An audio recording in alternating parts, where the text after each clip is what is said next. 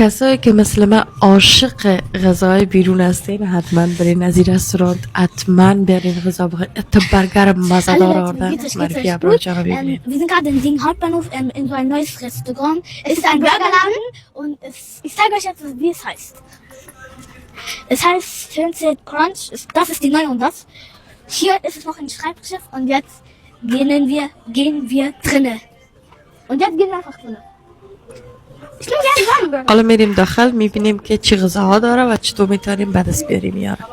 در بیرون هم یک لحظه زدگی است که منیوشان نوشته است، قیمتاش و چی چیزا داره میتونین خودتان هم ببینین و داخل هم که میرین میتونین راحت تر ببینین و پرسان کنین.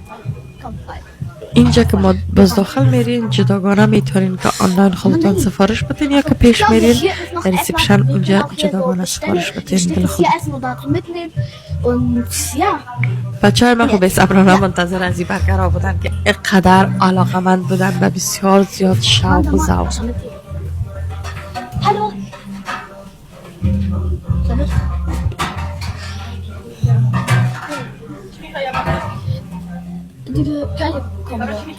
Diese Curry-Kombo 2. Hallo, ich hätte gerne ein Curry-Kombo 2. Wie viel kostet das? 20 Euro. Ja. Nein. Mit Minute 66. Die zweite für ihn ist den Cheeseburger. Ja. Ja. Ja. Beides. Ja. Okay. Uns jetzt den Becher gibt, wir gehen jetzt und holen das Trinken. Ich gucke. Ich hoffe, es gibt etwas Gutes. یکی از بخشای دلخواهشان همی بوده که برن خودشان کترینگ خودشان به دل خود بگیرن. همیشه آشتکانو میفهمین که زیاد کلاهی گپار مشاوره خوش دارن که ما کم کم برش میدیم و اینجا دیگه قدر خوش بودن پویش بخوام نکن. Nein, Tür wieder. Warum? Stimmt eigentlich. Reicht. Das viel. Wir wollen nur da. Hey, komm nicht hier. Aber ich hab viel. Ich hab viel. Ich nehme mal. Okay, Leute. Jetzt essen wir, wie das Burger schmeckt. Das ist für meinen Bruder mit Tomaten, meiner ist ohne. Wir probieren jetzt mal. Warte, du musst noch Ketchup. Den Burger? Oder ohne? Nein, ein Chips.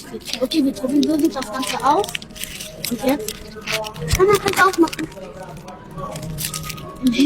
Ich schau mal. Aber nimm den Mayo weg.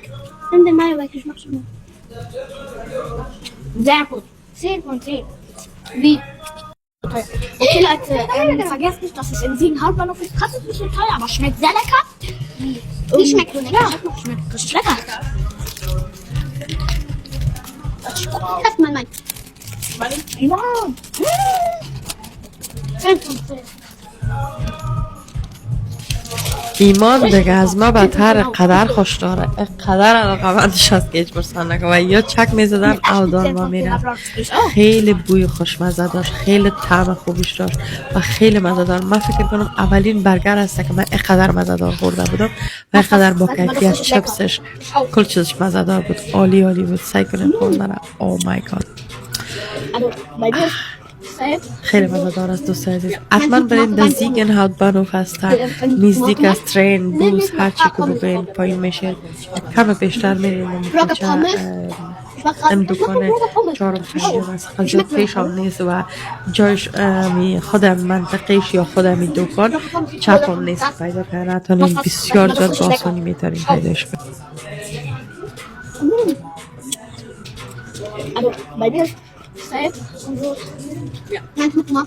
فراموش نکنین که ویدیو مرا لایک، کامنت کنین، شیر کنین، ریپوست بزنین. دوستای عزیز از بچه های من حمایت کنین. تشکر بسیار زیاد از توجه گرمتان.